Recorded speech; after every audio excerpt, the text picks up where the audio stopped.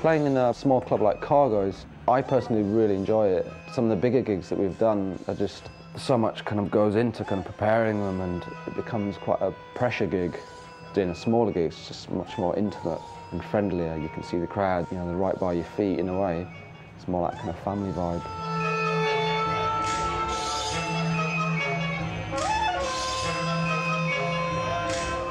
I was asked by director of a Portuguese film festival if we'd like to kind of soundtrack an old black and white movie. Obviously, with a name called Cinematic Orchestra, it's kind of one of my aims is at some point, or as a collective of people, the Cinematic Orchestra, to actually do soundtracking, work with film, images. The movie's called Man with a Movie Camera. It's an old silent film from 1929 by director Ziga Vertov. It's just pretty kind of ahead of its time, really. We basically spent 4 days as a cinematic orchestra in a rehearsal studio with a really small TV and a VHS player, just kind of rewind, fast forward, rewind, and start kind of working on it. Kind of like the middle section of the film, it goes into the kind of work area where it starts off women working, and this is for the track Man with a Movie Camera, women working, and then goes into men working into kind of more factory-based kind of spaces. And so that kind of, there's lots of cogs kind of spinning and lots of repetition like that way, so we wanted the music to kind of emphasise that.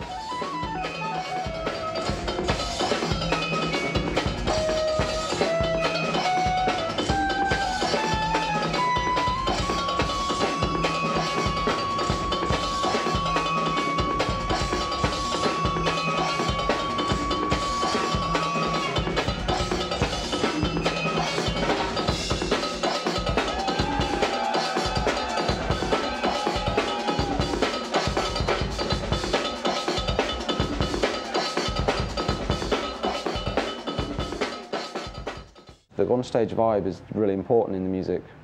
I think that's why it works in small clubs, so people can feel that in a way. Sometimes the best gigs are in small venues. You can like 100 people, 200 people. You know, it can really happen there.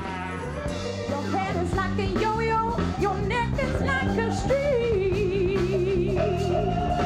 Your body's like camembert, oozing from its skin, yeah. And your ass is like two sperm whales floating down the tail. And your voice is like a log voice, there's music to your brain. Oh,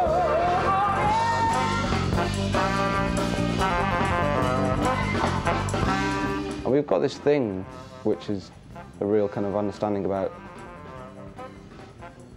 a certain kind of quality in music, a real kind of emotional kind of thing in music, to be really honest when writing music and not follow kind of a fashion or style. I don't try to kind of be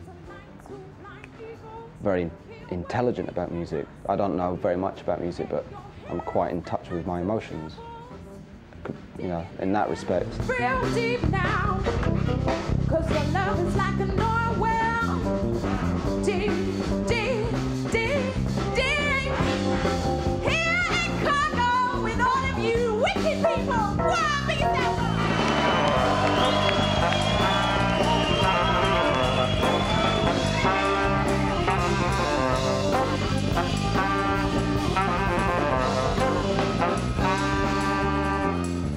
I did a fine art degree from 90 to 93 in Cardiff. You know, while I was doing that, at the same time in the evenings I was doing music. I was in a band. I was, you know, played bass, and so it's kind of my life was kind of split between the kind of visual thing and the music thing, and they were running parallel at that time, and I didn't really, at that point, click and put the two together. Myself and Phil France, the bass player, we go back a long way. You know, 15 years or so. You know, just friends. Phil was actually the one that got me into listening to jazz when I was kind of trying to kind of play the bass. Jazz should be kind of pushing things forward and experimenting, and generally you find like your jazz musicians right at the front, you know, in the vanguard, like kind of experimenting with things. Phil's kind of background is a live musician, and he also writes music as well, and my background, I suppose, is a bit of live music, but more studio-based stuff. So coming together, I think you kind of get a really good combination.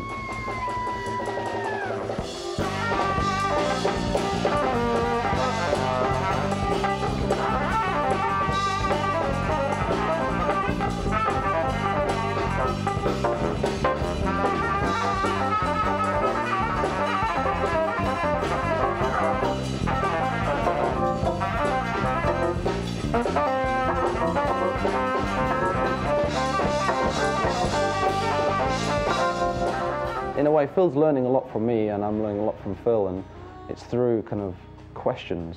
I think Jay, you know, I mean, he's obviously kind of onto something, really. I mean, he was onto something from the word go. When I started to write music, I was listening to kind of jazz and people like DJ Shadow. So I'd try and write fat beats like DJ Shadow. And after a few tracks, something started happening. Just bounce ideas off each other, because I think in a way, he knows a lot that I don't know, and I know like some things that he doesn't know, you know what I mean? So we kind of share the information as freely as we can to try and make the best music that we can when we're kind of like writing things together, do you know what I mean? So that's the way that we do it.